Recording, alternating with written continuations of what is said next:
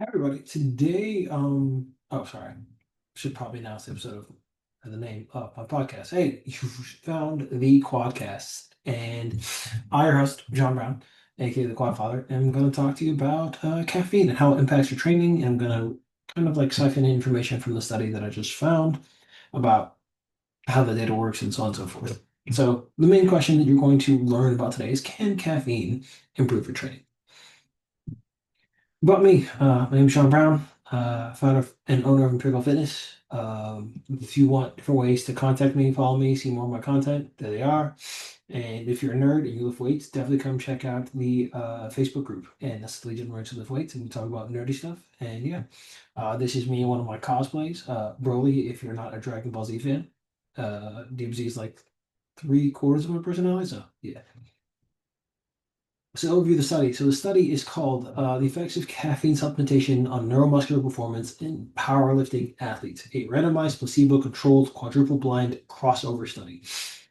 Uh, a randomized placebo-controlled quadruple-blind and crossover, essentially those are all things that create a level of quality within the study, right? Because you have like there's a hierarchy of like studies and information and scientific information that you can use, with anecdote being the weakest and like a meta-analysis being like the highest, because it's like the it's something that overviews all the data information that's out there.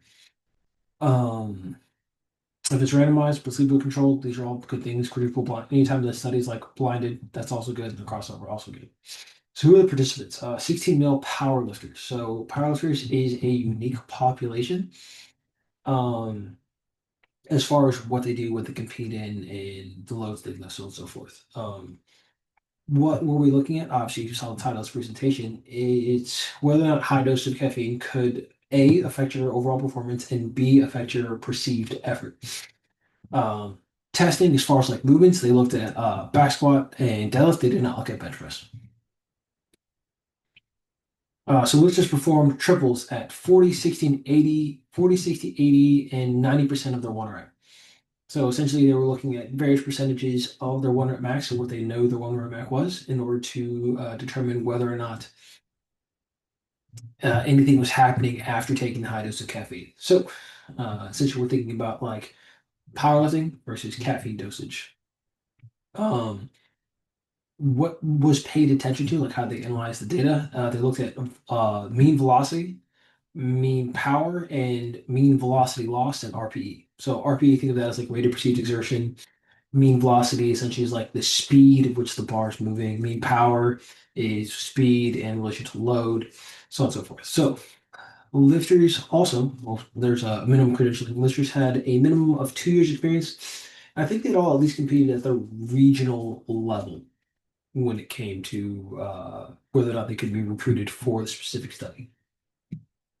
So where they find caffeine increased the average bar velocity across all tested loads. So 40, 60, 80, and 90% bar speed, it increased across all loads. So essentially they were able to move the weight faster, very important.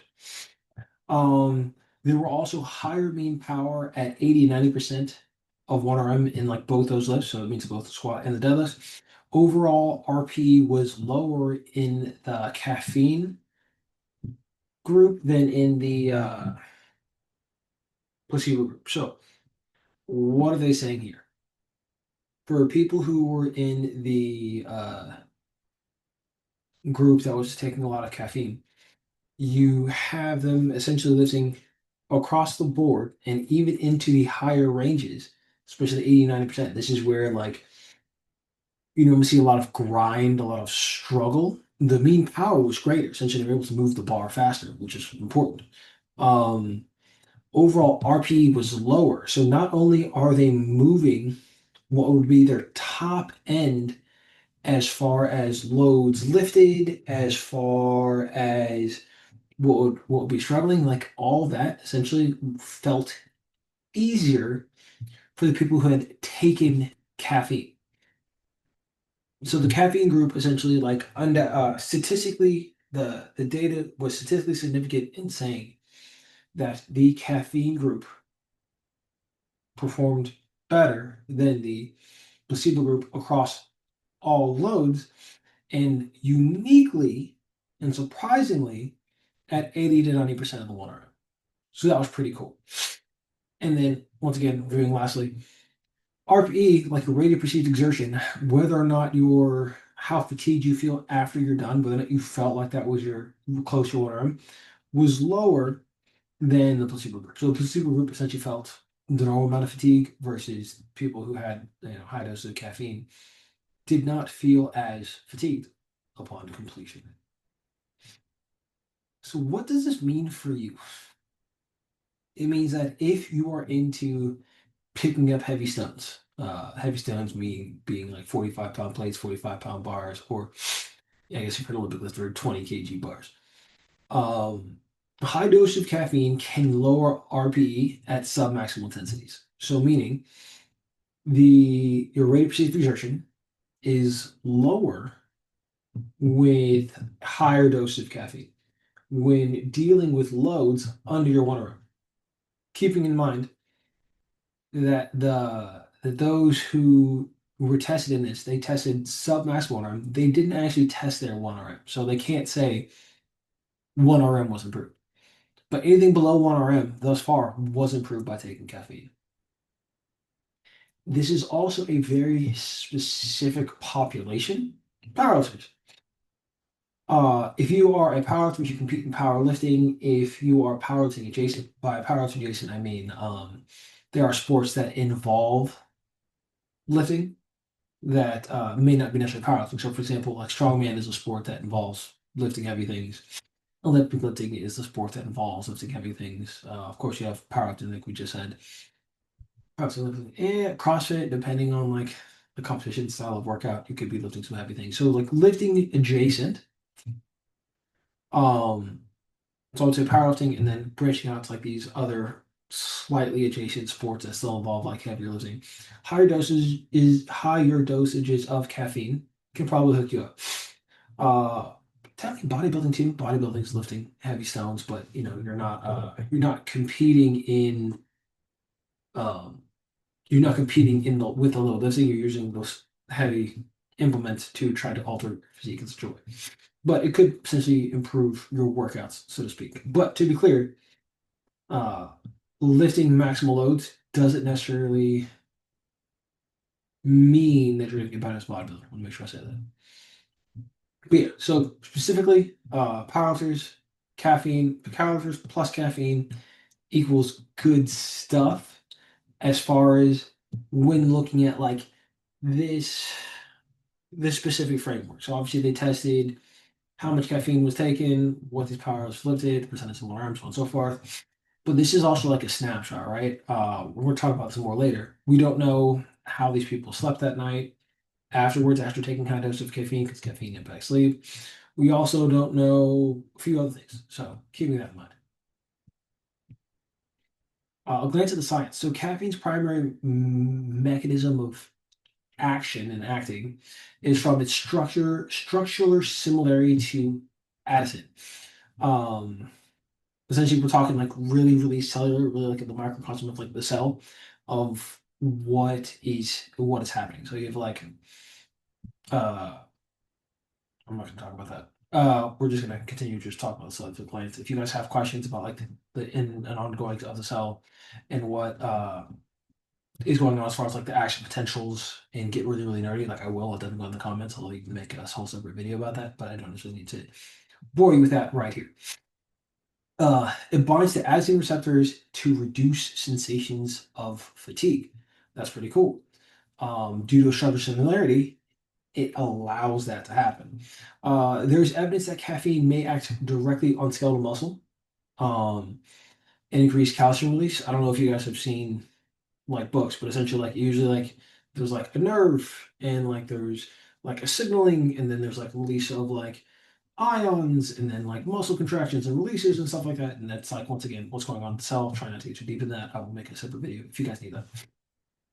The net effect, improved neuromuscular, is scientifically speaking, from what's going on inside the cell, the net effect of caffeine's primary mechanism being the way it's structured and it acting very similar to adenosine or whatever, is that you will have an improved neuromuscular performance, with primarily it being from effects on the central nervous system. There may be potentially, there may be with the way caffeine acts on skeletal muscle to increase calcium release, a possible contribution via muscular contribution, but that is more of a possible thing. We don't have the literature and the science to say that there's a direct correlation between caffeine impacting on ions, impacting on the muscle cell. We don't have that yet, but we can say neuromuscular performance, because the your neurons are reacting to muscle cells, there is an improvement due to the caffeine's effects on your central nervous system. So, are there drawbacks to these higher dosages of caffeine? So, caffeine dosage was 8 milligrams per kilogram of body weight. And so, let's see me. I'm a little bit over 100. I'm a little bit over 100 kilograms. So, let's just say 100 kilograms to be easy. That's me on 800 milligrams of caffeine. That is huge. I drink energy drinks and I've never hit that number. Um, and once again, this was like a one-time thing. I don't know what I would be like if I essentially had 800 milligrams of caffeine on a regular basis. I have no idea what that would look like or how that would impact me. So, as I said earlier, this study was kind of like a snapshot, like a picture in time of what caffeine can do and its possible benefits. We don't know what would happen if we had people continue to take this amount of caffeine. My assumption is the drawback should be pretty high, but we don't know. We do know excessive caffeine intake can disrupt sleep. I have a podcast episode about sleep and how to best optimize that and your workouts. If you guys are interested, then I throw the comments, or I'll link it like in this video somehow. I don't know. Still on the YouTube team. Obviously, disrupted sleep affects future training and increases like risk of injury.